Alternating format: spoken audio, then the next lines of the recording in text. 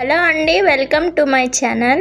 ఇవాళ ఎగ్ మోమోస్ని ఇంట్లోనే సింపుల్గా ఎలా తయారు చేసుకోవాలో చూద్దాం. మీరెవరైనా కొత్తగా చూస్తుంటే మా ఛానల్ని సబ్స్క్రైబ్ చేసుకోండి. ముందుగా ఒక గిన్నె తీసుకొని అందులో 1 కప్పు వరకు మైదా వేసుకుంటున్నాను.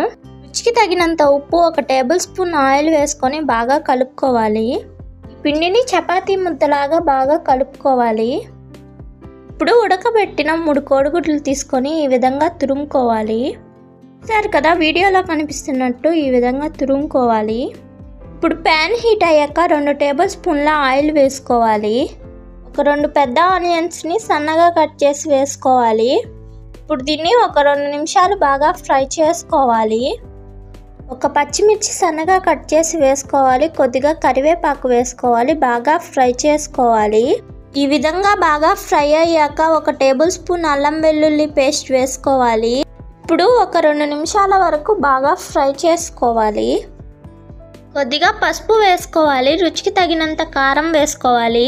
1 టేబుల్ స్పూన్ ధనియాల పొడి వేసుకోవాలి. కొద్దిగా గరం మసాలా వేసుకోవాలి. ఇప్పుడు 1 నిమిషం దీన్ని బాగా ఫ్రై చేసుకోవాలి. రుచికి తగినంత ఉప్పు వేసుకోవాలి. ఇప్పుడు మనం తురుముకున్న కోడిగుడ్డుని ఈ విధంగా వేసుకోవాలి.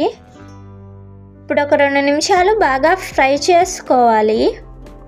కొద్దిగా కొత్తిమీర వేసుకొని బాగా ఫ్రై చేసుకొని పక్కన పెట్టుకోవాలి.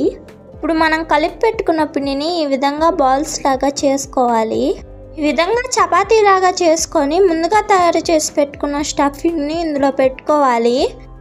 మీరెవరైనా కొత్తగా చూస్తుంటే లైక్ చేయండి. వీడియోలో కనిపిస్తున్నట్టు ఈ విధంగా ఫోల్డ్ చేసుకోవాలి. వాటర్ హీట్ అయ్యాక ప్లేట్ పెట్టుకొని మోమోస్ని ఇందులో పెట్టుకోవాలి.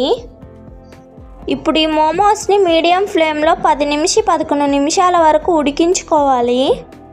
చూసారు కదా, ఎగ్ మోమోస్ ఇంట్లోనే ఎలా తయారయ్యాయో చాలా సింపుల్గా.